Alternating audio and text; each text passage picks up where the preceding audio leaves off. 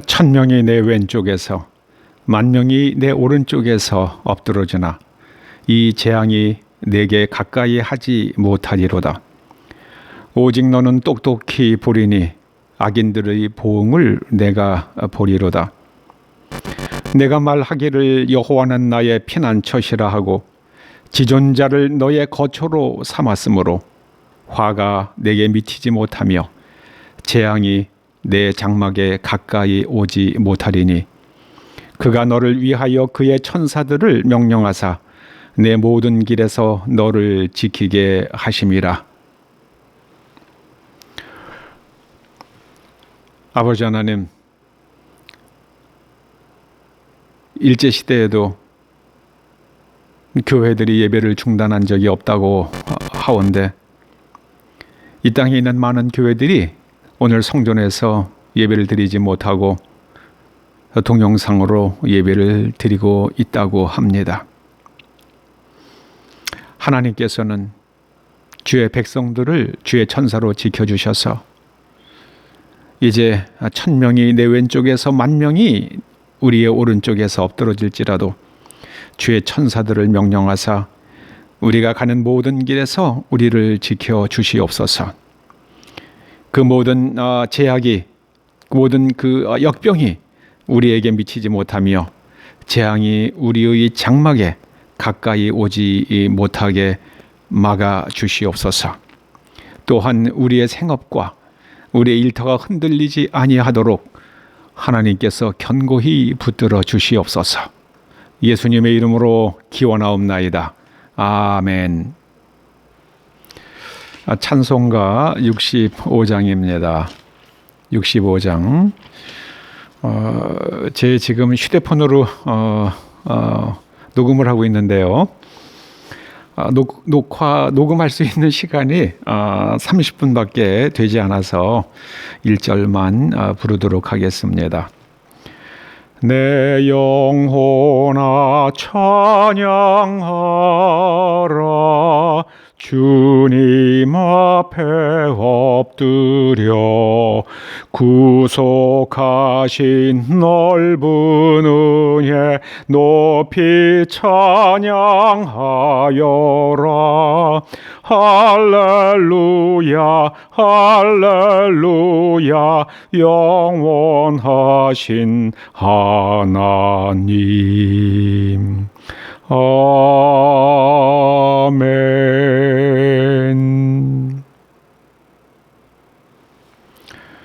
오늘 하나님께서 우리들에게 주시는 말씀은 누가복음 4장 1절과 2절의 말씀입니다. 예수께서 성령의 충만함을 입어 요단강에서 돌아오사 광야에서 40일 동안 성령에게 이끌리시며 마귀에게 시험을 받으시더라. 이 모든 날에 아무것도 잡수시지 아니하시니 날수가 다함에 줄이신지라. 오늘 말씀을 통해서 우리 함께 하나님의 보물을 발견하게 되기를 주님의 이름으로 축원합니다. 주님께서는 마태복음 13장 44절에서 하나님의 나라를 보물에 비유해 주십니다. 44절 말씀이 이렇습니다. 천국은 마치 밭에 감추인 보화와 같으니 사람이 이를 발견한 후 숨겨두고 기뻐하며 돌아가서 자기의 소유를 다 팔아 그 밭을 사느니라. 하나님께서는 하나님의 나라를, 즉 하나님의 다스림을 받고 하나님 나라의 그 풍성한 그 모든 자원을 마음껏 가져다 쓰는 그것이 바로 다른 사람의 밭을 갈다가 그 밭에 감추인 보화를 발견하고 그 보화를 얻기 위해서 그 밭을 사는 사람과 같다, 이렇게 말씀하십니다. 이 말씀을 하나님의 특히 마태복음 13장 44절의 말씀을 하나님의 말씀을 읽을 때마다 항상 기억하시면서 하나님의 말씀 속으로 깊이 들어가서 하나님 나라의 보물을 발견하게 해 주십시오 하고 기도하시면서 말씀 속으로 들어가는 여러분 되시기를 축원합니다. 이 남의 밭을 갈던 사람이 보화를 발견했다는데 깊은 하나님의 말씀이 있습니다. 이 사람은 남의 밭을 갈고 있습니다. 남의 밭을 갈면은 쉽게 하려고 밭을 얕게 갈기 쉽죠. 그런데 이 사람은 품삯을 받고 남의 밭을 갈아주는지 아니면 그 사람을 도와주려고 하는지는 모르겠습니다만은 안에 그 밭을 깊게 갑니다. 그 밭을 얕게 가는 거하고 깊게 가는 거하고 큰 차이가 있습니다. 깊게 갈면 지난해에 그 곡식이 그 양분을 빨아먹지 않은, 양분을 흡수하지 않은 땅이 있기 때문에 그 땅이 위로 올라오고 그 땅에다가, 그 흙에다가 씨를 뿌리면 이게 아주 영양분도 좋을 뿐더러 병충해도 좀 강해지고 결실도 아주 좋아진다고 그럽니다. 그래서 우리나라에서도 예전에 머슴의 품삯을 정할 때에 한번 쟁기질을 시켰습니다. 그래서 쟁기질을 깊게 하는, 그렇게 힘이 있고 성실한 사람이면 좀 품삯을 많이 주고, 쟁기질을 얕게 하는 사람 같으면은 그저 품삯을 적게 주거나 안 쓰거나 이제 그렇게 했습니다. 오늘 우리가 누가복음 4장 1절과 2절의 말씀을 통해서 하나님의 말씀을 깊이 파들어 갈 수 있도록 파들어 가기를 소원합니다. 오늘 1절에 보면 예수님께서 성령의 충만함을 입어 요단강에서 돌아오시고 그 후에 광야로 가셨다 이렇게 말씀합니다. 그런데 마태복음과 마가복음을 보면 이 누가복음과 뉘앙스가 좀 다릅니다. 마가복음은 예수님께서 세례받으시던 장면을 이렇게 말씀합니다. 1장 9절에 보면은요, 그때에 예수께서 갈릴리 나사렛으로부터 와서 요단강에서 요한에게 세례를 받으시고, 그리고 12절에 보면은요, 성령이 곧 예수를 광야로 몰아내신지라. 그러니까 세례를 받으시고, 그리고 성령이 내려오셨고, 하늘에서 내 사랑하는 아들이라 내가 너를 기뻐하노라 하는 말씀이 들리고, 그리고 예수님께서 바로 광야로 가신 것처럼 이렇게 마가복음은 기록되어 있습니다. 제가 신대원 졸업할 때 논문을 쓰면서 그 예수님께서 그 세례 받으신 후에 먼저 가나의 혼인잔치에 그 이적이 일어났는지 아니면은 바로 광야로 가셨는지, 그래서 이 가나의 혼인잔치와 광야 시험 가운데에 어느 것이 먼저 있었는지를 한번 깊이 연구해 본 적이 있습니다. 그래서 그 논문을 졸업 논문을 읽어본 목사님들은 하나같이 그런 얘기들 하세요. 이게 좀 약간 겸연쩍습니다만은 신대원 학생이 이렇게 말씀을 깊이 연구하다니 참 놀랍다, 이런 얘기들을 하는 분들이 있었습니다. 오늘 보면 마가복음을 보면 예수님께서 세례 받으시고 바로 광야로 가신 것 같은데, 오늘 누가복음 4장 1절과 2절은 예수님께서 세례 받으시고 그리고 다시 갈릴리로 오셨다가 그 다음에 광야로 가셨다 이렇게 말씀합니다. 그렇게 말씀할 수 있는 이유가 뭐냐면은요, 요단강에서 돌아오셨다고 그럴 때 여기에 사용된 헬라어는 언제든지 출발했던 곳으로 다시 돌아올 때만 쓰는 단어입니다. 그러니까 예수님께서 마가복음이 아까 9절에서 말씀하신 대로 예수님께서 갈릴리에서 요단강으로 세례를 받으시러 오셨다가 그 다음에 요단강에서 돌아오셨다는 것은 다시 갈릴리로 오신 겁니다. 그리고 그 다음에 광야로 가신 겁니다. 그러면 갈릴리로 오실 때 혼자 오셨는가? 요한복음은 예수님께서 갈릴리로 돌아오실 때에 제자들과 함께 돌아온 것으로 기록하고 있습니다. 요한복음 1장에 보면 세례 요한이 26절에서 이렇게 말씀합니다. 요한이 대답하되 나는 물로 세례를 베풀거니와 너희 가운데 너희가 알지 못하는 한 사람이 섰으니 곧 내 뒤에 오시는 그이라. 나는 그의 신발끈을 풀기도 감당하지 못하겠노라 하더라. 이 대목은 바로 예수님께서 세례 요한으로부터 세례를 받으실 때에 있었던 대화입니다. 그리고 나서는 그 이튿날입니다. 그런데 요한복음은 예수님께서 세례 요한으로부터 세례를 받으셨다는 것을 살짝 감추고 있습니다. 그리고 바로 세례를 받으시고 나서 29절에 이튿날 예수님께서 지나가시는 것을 보고 세상 죄를 지고 가는 하나님의 어린 양이로다 이렇게 증거합니다. 그리고 또 32절에 이렇게 말씀하십니다. 요한이 또 증언하여 이르되 내가 보매 성령이 비둘기같이 하늘로부터 내려와서 그의 위에 머물렀더라.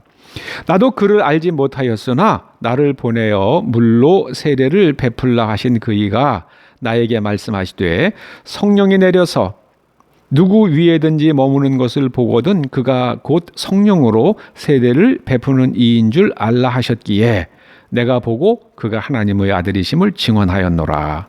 그리고 그 이튿날 요한이 자기 제자 중 두 사람과 함께 섰다가 예수께서 거니심을 보고 말하되 보라 하나님의 어린 양이로다.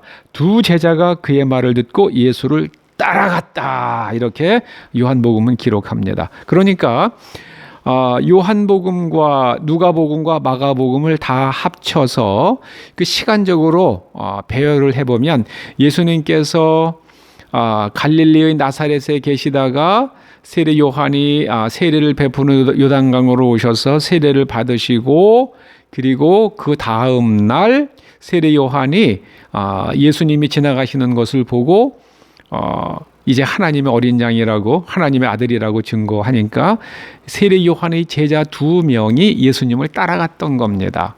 그런데 요한복음은 그 제자 2명 중의 한 사람이 안드레라고 증거합니다.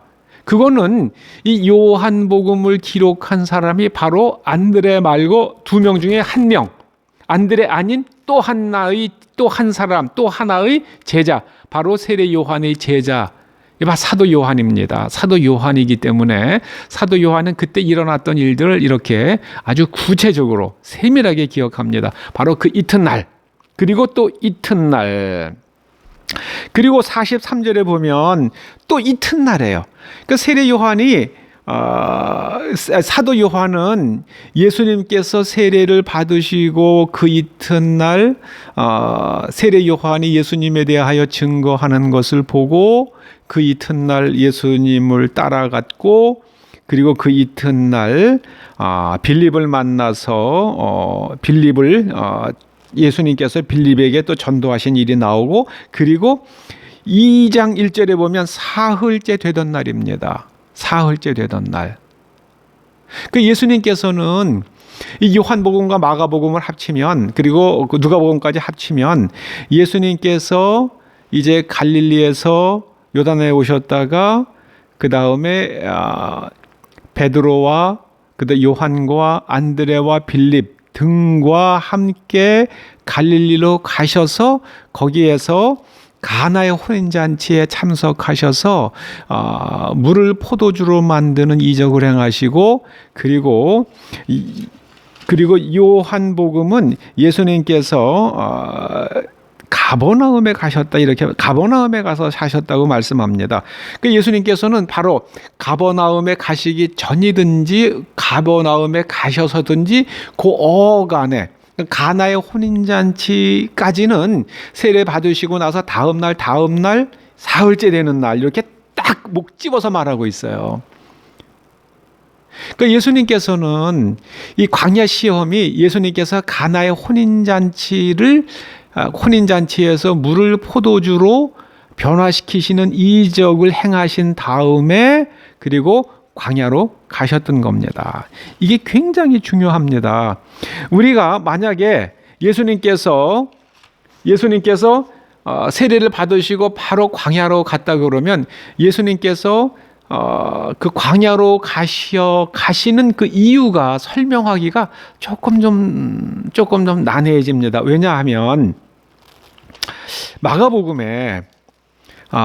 1장 12절에 성령이 곧 예수를 광야로 몰아내신지라. 그런데 이 몰아내셨다고, 누가복음은 성령에 이끌려 시험을 받으셨다 이렇게 기록하지만 마가복음은 광야로 몰아내신지라 그러는데, 이 몰아내신지라에 해당되는 헬라어 단어가 에크발로예요. 에크는 밖으로, 그리고 발로는 던지다예요. 이거는 귀신을 내어 쫓거나 이 악하고 게으른 종을 내어 쫓으라 할 때 그때 쓰는 단어가 에크발로입니다. 왜 성령님께서는 예수님을 광야로 내던지셨을까? 에크발로 하셨을까? 이거를 헬라어로 읽으면 이게 참 깜짝 놀랄 표현인 겁니다.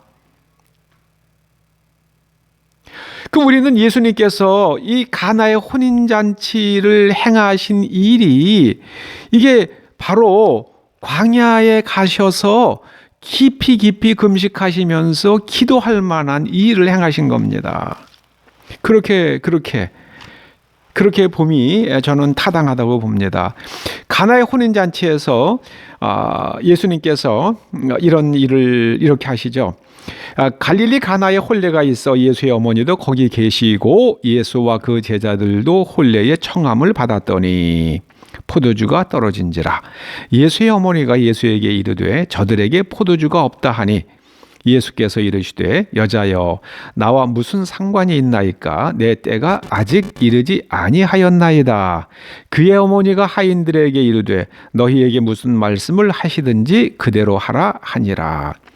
그러니까 마리아는 지금 예수님께서 이 포도주가 없는 집에 꼭 그 물을 포도주로 만들 수 있는 그런 능력이 있으시다는 것을 마리아는 알고 있습니다. 그리고 예수님께서 광야에서 시험을 받으실 때의 첫 번째 시험이 그 마귀가 와가지고 이 돌들로 빵을 만들어 그 배고픔을 해결하라고 유혹을 하잖아요. 그 예수님께서 이 가나의 혼인잔치에서 물을 포도주로 만드시면서 이 하나님의 그 권능을 나타내신 것과 그 다음에 이 돌을 가지고 빵을 만드실 수 있는 능력이 있으시다는 것을 예수님도 알고 마귀도 아는 겁니다. 그러니까 시험이 되죠. 만약에 예수님께서 돌을 가지고 빵을 만드신 적이 없으시다고 그런다 그러면 예수님께서도 내가 돌을 가지고 빵을 만들 수 있을까? 만약에 마귀가 와서 그러면은 야, 이 밥통 같은 놈아, 내가 어떻게 돌을 가지고 빵을 만들 수 있겠느냐? 이렇게 말씀을 하셨을 거예요. 그런데 이 마귀가 와서 예수님께 돌을 가지고 빵을 만들어서 먹으라 드시라 하신 것은 그 돌을 가지고 빵을 만드실 수 있는 능력이 있다는 걸 예수님도 알고 마귀도 알았습니다. 그리고 물을 가지고 포도주를 만들 수 있다는 것을 예수님도 알았고 그다음에 마리아도 알았습니다. 마리아는 그 예수님께 와서 이제 포도주가 다 동이 나서 망신을 당할 위기에 처해 있는 그 혼주와 신랑 신부를 위해서 물을 포도주로 만들어 달라고 예수님께 지금 부탁을 하고 있는 겁니다. 그 예수님께서 그 말씀을 들으시고 마리아에게 이렇게 답변을 하시죠. 나와 무슨 상관이 있나이까? 나랑 관계가 없는 일입니다. 내 때가 아직 이르지 아니하였나이다. 내가 아직 공개적으로 사람들 앞에서 하나님의 권능을 드러낼 때가 아직 아니다. 그 말씀을 하십니다. 그러면서도 마리아가 강청을 하기 때문에 예수님께서는 물을 포도주로 만드셨던 겁니다. 여기에 예수님께서 하나님의 아들로서 돌을 가지고 빵을 만드시는 창조의 능력이 있으시며 물을 가지고 포도주를 만드실 수 있는 창조의 능력이 있으시지만 그 능력은 하나님의 영광을 위해서 그리고 인류의 구원을 위해서 사용하셔야지 이것을 가지고 인간의 배고픔이나 아니면은 체면에 손상될 사람을 체면을 살려주기 위해서 사용해서는 안 된다는 것을 이제 광야 시험을 통해서 예수님은 깊은 자기 점검을 하시는 겁니다. 오늘날 우리가 교회를 바라보면서 깊이 생각해야 될 게 하나 있습니다. 우리가 이 세월호 사건, 그게 이제 바로 구원파가 한 게 아니겠습니까? 근데 그 구원파가 뭘 했습니까? 그냥 예수님 믿습니다. 그 한마디만 하면 다 구원받는다. 그걸 강조한 사람들이잖아요. 그러면 우리 기성 교회들도 그런 말을 하지 않았느냐? 그렇게 가르쳤습니다. 그냥 믿습니다만 하면 하나님의 아들이신 예수님조차도 그 다음에 하나님의 일과 하나님의 때를 구분하시기 위해서 이렇게 40일간 광야에서 금식하시면서 철저한 자기 점검을 하고 자기 부인하시는 시간을 가지셨는데 우리는 그런 자기 부인의 시간 없이 그냥 주여 믿습니다 한마디만 가지고 다 문제가 해결되는 것으로 그렇게 가르쳤고 그렇게 믿었고 그렇게 살아왔습니다. 세월이 가도 우리가 너무 쉽게 생각하기 때문에 이 예수님조차도 하나님의 말씀과 하나님의 뜻을 분별하고 하나님의 타이밍을 분별해서 그렇게 행하시는 것이 예수님조차도 그렇게 40일을 금식하시면서 자기 점검을 하셔야 되는 일인데 우리는 주여 믿습니다. 주여 믿습니다로 그냥 다 끝내버려요. 그 사람이 세월이 가도 변하지를 않는 겁니다. 성숙되지가 않아요. 마치 마라톤 경기에서 출발점에 서 있습니다. 좋은 마라톤 화도 신고 그리고 좋은 아주 가벼운 뛰기에 적합한 옷도 입고 그 다음에 등번호도 붙이고 열심히 준비를 하면서 총소리가 울렸는데 뛰지를 않아요. 그냥 그 자리에서 나는 이제 준비가 다 끝났다. 나는 마라토너다. 준비가 끝났다. 이것으로 족하다. 마라톤은 뛰어서 결승점을 1등은 아닐지라도 완주하는 데 마라톤의 의미가 있잖아요. 근데 이게 많은 크리스천들이 주여 믿습니다. 그 출발점이거든요. 거기에 머물고 있습니다. 거기에 머물고 있어요. 예수님께서 광야로 가셨습니다. 광야로 가셨어요. 광야로 가셔서 그 사람의 필요를 채워주시고 그리고 돌을 가지고 빵을 만드셔서 그 배고픈 사람을 먹일 수도 있는 그 불쌍한 사람 때문에 그것을 그 연민에게 치면은 하나님의 뜻을 이루실 수가 없으신 거예요. 그래서 우리도 하나님의 말씀대로 살기 위해서는 우리가 그냥 모든 것을 주여 믿습니다 그 한마디 가지고 해결되는 것이 아니라 우리가 정말 자기를 깊이 성찰하고 그렇게 하지 않으면 우리 속에 우리가 마귀에게 지거나 아니면 마귀를 환영하는 일을 마귀의 말을 따라서 살아가면서도 나는 구원받았다, 나는 은혜로 구원받았다, 나는 예수님을 믿으니까 나는 천국 간다, 그런 젊은 사람들 말로 뇌피셜 속에서 살아가기 십상이라는 겁니다. 하나님의 아들이신 예수님조차도 그 하나님의 타이밍, 그 다음에 그 모든 기적을 행하시는 것의 그 의미, 구원과 연결짓는 의미를 재점검하시기 위해서 광야에서 금식하며 기도하셨는데 우리는 너무 쉽게 가는 거예요. 너무 쉽게 가요. 이게 모두가 다 구원파와 그 오직 믿음으로 시작되는, 믿음으로 구원받는다는 그 말을 구원파처럼 활용한 교회의 실수죠. 전 그렇게 생각합니다. 그거는 출발점이에요. 중생도 출발점입니다. 사람이 거듭나는 게 출발점이에요. 인간이 어린아이가 태어나서 우유를 먹고 자라서 성인이 되고 또 많은 경험을 쌓고 지식을 배워서 장성한 현명한 사람으로 자라가는 것처럼 이제 크리스천들도 중생해야 됩니다. 다시 거듭났어요. 거기서 끝나요. 자라가질 않아요. 중생이 끝이 아닙니다. 중생이 출발점인 거예요. 저는 오늘 말씀을 통해서 예수님께서 광야로 가신 것은 정말 하나님의 아들로서 성령에 이끌려서 이제 공생애를 살아가실 그 일을 시작하시면서 예수님께서 그 일을 완성하시기 위해서 광야로 가셨다. 그러므로 우리도 때때로 우리의 삶 속에서 광야로 가야 될 줄로 믿습니다. 이제 한국 교회는 광야의 시간을 지나게 될지도 모르겠습니다. 우리가 스스로 예배를 중단하는 그런 처지에 던져졌습니다. 압박이 있는 것도 아니고 우리의 건강을 위해서 우리가 병에 걸리지 않자고 우리가 예배를 포기하는 겁니다. 우리뿐만이 아니라 많은 교회들이 그렇게 하고 있어요. 소망교회도 주님의 교회도 큰 대형 교회들이 그렇게 하고 있습니다. 우리는 정말 예배를 어떻게 드려야 될지 앞으로 다시 한번 깊이 점검해야 될 때가 그런 자리에 서 있는지도 모르겠습니다. 예수님께서 광야로 가셨습니다. 우리도 이 시간을 통해서 광야로 가서 거기서 예수님과 함께 이제 새로운 우리의 믿음의 길을 예수님과 함께 걸어갈 수 있기를 주님의 이름으로 축원합니다. 기도하십시다. 주님께서 광야로 가셔서 깊은 자기 점검을 하시고 교묘한 말로 다가오는 사단의 마귀의 유혹을 물리치셨습니다. 오직 하나님의 말씀으로 물리치셨습니다.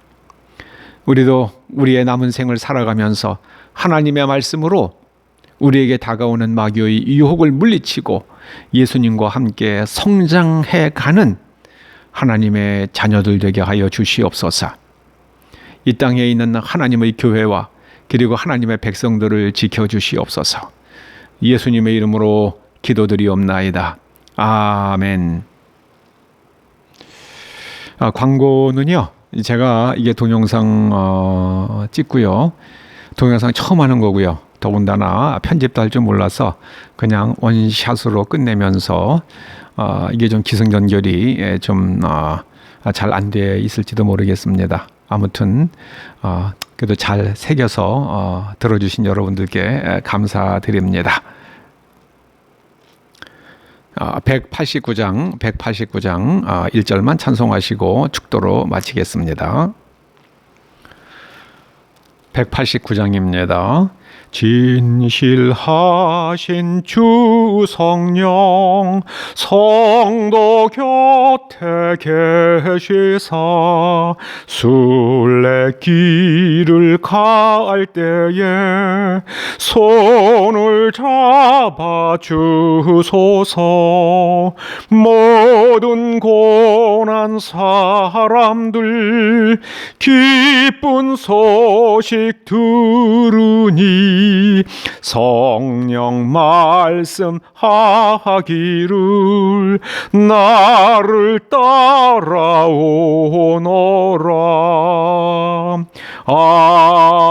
아멘. 이제는 우리 주 예수 그리스도의 은혜와 하나님 아버지의 그 크신 사랑과 성령님의 감화 감동 인도하시고 교통하심이 광야로 가셔서 마귀의 유혹을 하나님의 말씀으로 물리치시며 이제 하나님의 아들의 구원의 사역을 완주하신 주님을 본받고 우리의 남은 생을 하나님의 말씀으로 살아갈 것을 다짐하며 돌아가는 초대 성도들과 그 권속들과 이 교회와 이 민족 위에 이제로부터 영원토록 함께 하시옵기를 간절히 축원하옵나이다. 아멘.